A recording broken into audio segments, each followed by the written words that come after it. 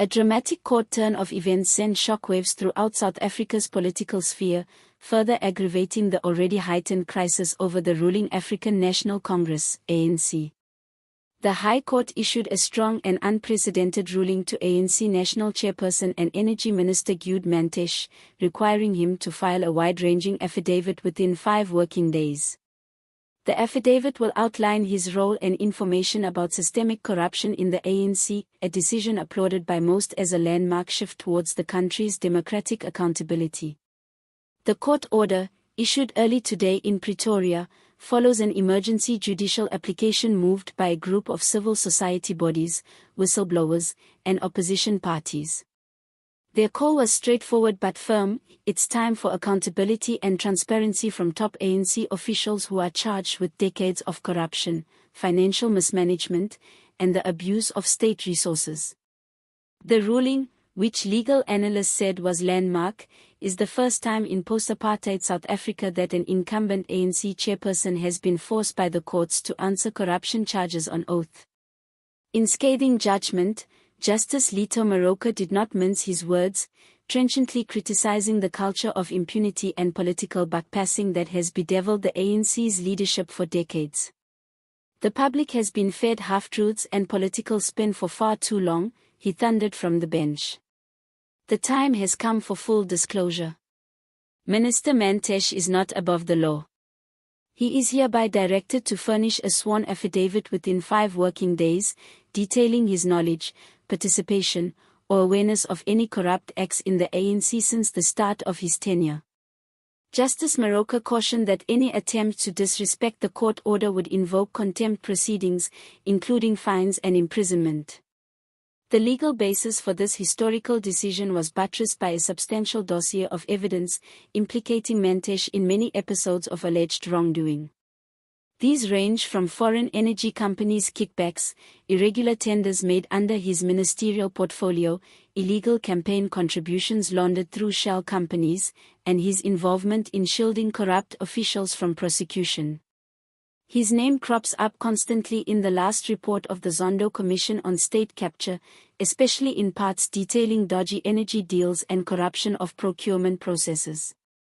Leaked internal reports and whistleblower testimony further indicate that Mantashe was involved in an ANC network that actually did everything it could to stifle internal audits and whistleblower complaints, measures aimed at protecting the party and its leadership from the law. Civil society organizations, led by the activist coalition Justice Now SA, hailed the court's decision as a much welcome victory for democratic accountability.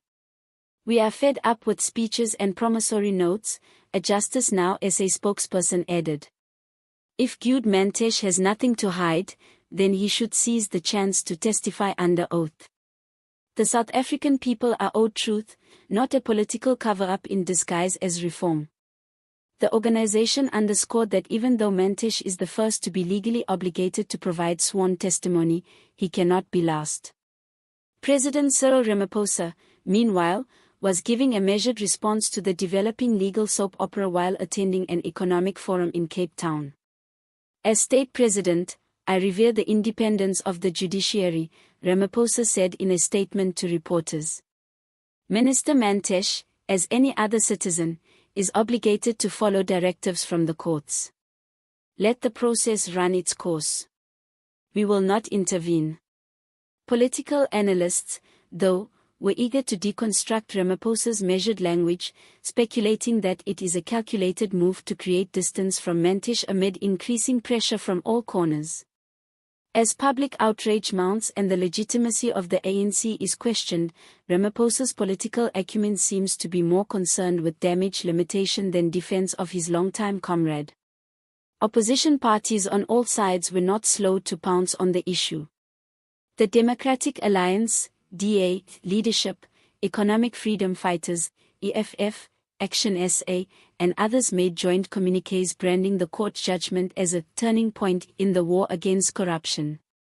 DA leader John Steenhuisen pronounced, "This is the start of the end of the ANC's culture of silence." Mantashe should not assume that he can lie his way out of this. "If he does not tell the truth, we will call for his immediate arrest." The nation has had enough of impunity. Within ANC headquarters at Luthuli House, the decision has created turmoil within the leadership. Emergency meetings have been held to plan media messaging, contain internal rivalries, and consider the legal implications for other senior members who might be dragged in by Mantashe's possible testimony. Some senior ANC officials are urging Mantashe to voluntarily resign, the sources close to the party inner circle said, citing that his presence demoralizes the party's electoral chances. Some are more worried that any sworn testimony might trigger a chain reaction of arrests, resignations, and scandals against ex-cabinet ministers, and even sitting members of Ramaphosa's executive. "This is not about Gude Mantashe only," said a senior ANC member who did not want to be named.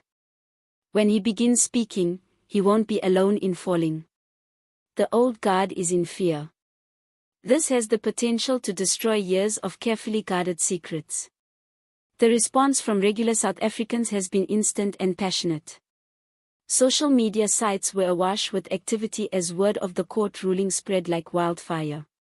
Within a matter of hours, the national trending hashtags were #Mantashe must testify, #Concourt, #5 Day of Truth, and #ANC implosion. Citizens posted memes, opinion threads, and reaction videos, with many cautiously optimistic that justice would perhaps at last be catching up with the political elite. Outside the Pretoria courthouse, dozens rallied to express solidarity with the judiciary, each carrying placards inscribed with, "No one is above the law, we demand the truth, and, this time, we watch."